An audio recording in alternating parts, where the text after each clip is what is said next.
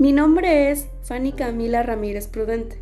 Actualmente estoy cursando el quinto semestre en la licenciatura de Enseñanza y Aprendizaje de las Matemáticas. Voy a platicar sobre cómo fue mi experiencia en mi práctica docente, qué cosas sí me funcionaron, qué no me funcionaron y qué no volvería a aplicar. También voy a platicar sobre cómo me fue en este semestre y qué tanto aprendí. Como primer punto, vamos a ver lo que es la robótica en la educación. La robótica en la educación ofrece numerosos beneficios y puede tener un impacto significativo en el aprendizaje y el desarrollo de habilidades del alumno. Parte de los beneficios de la robótica en la educación es que ayuda a desarrollar habilidades como es en ciencia, tecnología, ingeniería y matemáticas. Otro de sus beneficios es que fomenta la creatividad y la innovación en el alumno, ya que hace que el alumno diseñe y cree programas con sí mismo y lo ayude a aplicarlo en sus tareas y entre otras cosas. Esto hace que el alumno se convierta en un alumno innovador. Como tarea del maestro, cuando el maestro implementa la robótica en su aula, hace que los alumnos presten más atención porque para ellos es algo, aparte de nuevo, es algo impactante en el momento. Hace que sea más llamativo, más dinámico, entre otros. Una vez dicho esto, pasaremos a sobre los procesos cognitivos del alumno. Los procesos cognitivos en un alumno se refieren a las funciones mentales que permiten procesar y almacenar información. Algunos de estos procesos son la atención, que es la capacidad de enfocarse en lo que la persona está diciendo sin necesidad de distraerse. La percepción, la memoria, que es la manera en la que el alumno almacena la información y la recupera. El aprendizaje es cómo el alumno adquiere los conocimientos, las habilidades y las actitudes. El pensamiento crítico, la resolución de problemas, que es una de las muy importantes, ya que hace que el alumno sea capaz de identificar y resolver problemas de una manera muy efectiva. En mi aula de clases pude identificar el tipo de aprendizaje que requieren mis alumnos, si visual, auditivo o kinestésicamente. También pude identificar este tipo de procesos cognitivos y metacognitivos. En base a la atención, lo que noté es que la mayoría de mis alumnos era un poco distraído, o sea, con cualquier cosa se distraía. En base a la percepción, sí ponían atención y todo, pero por más pequeños detalles que a esa edad sí se distraen con cualquier cosa, entonces eso es como que lo que nos retrasaba un poco.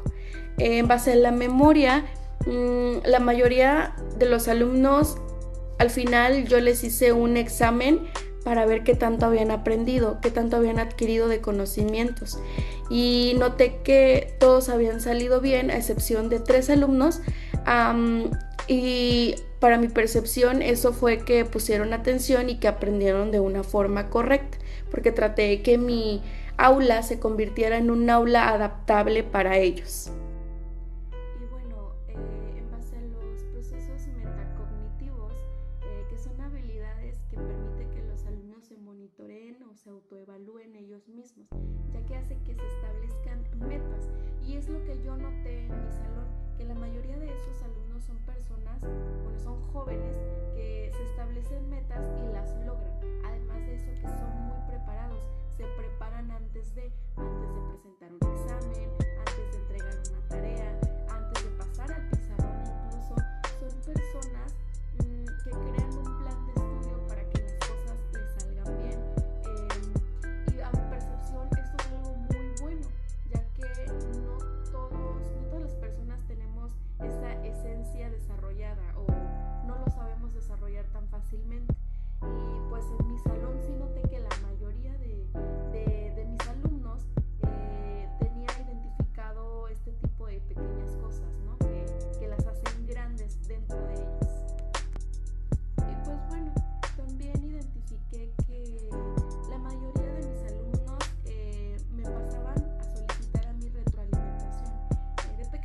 cosas que a lo mejor no sabían identificar bien, a mí me las hacían saber para que ellos lo entendieran y no se les hiciera difícil el trabajo o el examen, porque sí anticipé que iba a poner un examen y la mayoría de los alumnos se preocuparon y se prepararon. Por eso es que digo que los alumnos se preparan con tiempo para todo lo que vayan a hacer en base a mi trabajo, a mi práctica docente. Es lo que puedo decir de la metacognición y la cognición en un alumno.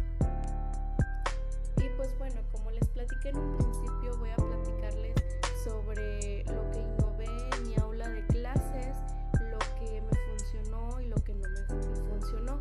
Como tal, innovar no hice tanto, ya que lo había estado haciendo como en otras prácticas. Lo que podría decir que implementé fue, por ejemplo, en la forma de trabajos, de hacer trabajos. Les dejé hacer una exposición en la que iban a hacer un trabajo colaborativo entre 5 o 6 alumnos. Eso puedo decir que es como algo nuevo porque no lo había implementado. Otro de lo que puedo decir que es nuevo es que fui muy dinámica en mis clases, pero por motivos de la escuela no se me permitió hacer tantas cosas debido al poco tiempo que tenía para mi práctica docente. Entonces eso no me dio el tiempo para poder implementar más cosas en mi aula de clases. Pero sí traté de hacer mi aula lo más dinámica que pude, lo más llamativa para los alumnos y que les interesara más. Y pues bueno, hablando de los obstáculos, sí tuve algunos obstáculos, pero fueron por parte de la escuela que hubieron paros, kermeses, entre otras cosas. Lo que no me permitió terminar bien mi jornada de prácticas, o bueno, al menos lo que yo tenía en mi planeación, ya que tenía pues muchas cosas por hacer y no hice todo ese tipo de cosas debido al tiempo. Bueno, otro de los obstáculos que yo sí puedo decir que es un obstáculo es que me tocó un aula de clases muy pequeña, ya que los alumnos se sentían, bueno, hasta el ambiente se sentía más pequeño por lo mismo, y también no me permitió desarrollar ciertas actividades que yo hubiera querido haber aplicado. Y pues bueno, creo que no podía llamar alguna otra cosa como un obstáculo, ya que tanto como la participación de mis alumnos fue muy buena, pues no puedo decir nada al respecto y no puedo decir que se me hizo o se me presentó algún otro percance. Y bueno, hablando de lo que no me funcionó y lo que sí me funcionó, voy a decir que lo que a lo mejor pude haber hecho mejor fue que presenté una lámina que fue de un tamaño no adecuado, fue más pequeña, lo cual hacía que los alumnos no vieran bien desde lejos. Entonces, lo que puedo decir que puedo mejorar en este pequeño detalle es que pues hacer algo más grande, sabiendo que pues tengo a más de 30 alumnos y pues bueno, también que en un principio la verdad sí me puse un poquito nerviosa, ya que para mí era como, por lo mismo de los tiempos, era un salón que no conocía, además de que hubo un pequeño percance debido al cambio de mi salón. Para mí fue un pequeño detalle ese, que no pude conocer al 100% a mi salón antes de ir a impartirle clases. Y pues bueno, algo que también estuvimos viendo en este semestre fue sobre qué es la estadística, qué es la población, qué es la muestra, los tipos de muestreo, sus ventajas y sus desventajas. Esto me ayudó mucho, me facilitó mucho, ya que yo quise saber si mi objetivo principal se estaba logrando, ya que era que si mis alumnos les había quedado claro el tema que estábamos llevando a cabo. Y como por lo que pude notar, fue que sí les quedó claro y eso me dio mucho gusto y pude identificarlo por medio de un tipo de muestreo que fue aleatorio simple. Y bueno, parte de lo que aprendí fue que la estadística es una rama de las matemáticas que se basa en la recopilación, en los análisis, en la interpretación, en la presentación de datos. Y bueno, una población para mí es un grupo de personas y bueno, puedo definir lo que es es un conjunto de personas que viven en un área geográfica determinada, en un país, en una ciudad, en una región, entre otras. Bueno, existen dos tipos de muestreo, el muestreo probabilístico y el no probabilístico. En el probabilístico existen varios tipos, que es el muestreo aleatorio simple, el estratificado, el sistemático y por conglomerados. El que yo utilicé fue el aleatorio simple, que fue que yo apliqué un examen y para ver si mis alumnos habían aprendido sobre mi tema, cuando tenía los exámenes seleccioné aleatoriamente a diferentes alumnos y pues vi que efectivamente sí habían aprendido sobre lo que habíamos estado viendo en clase.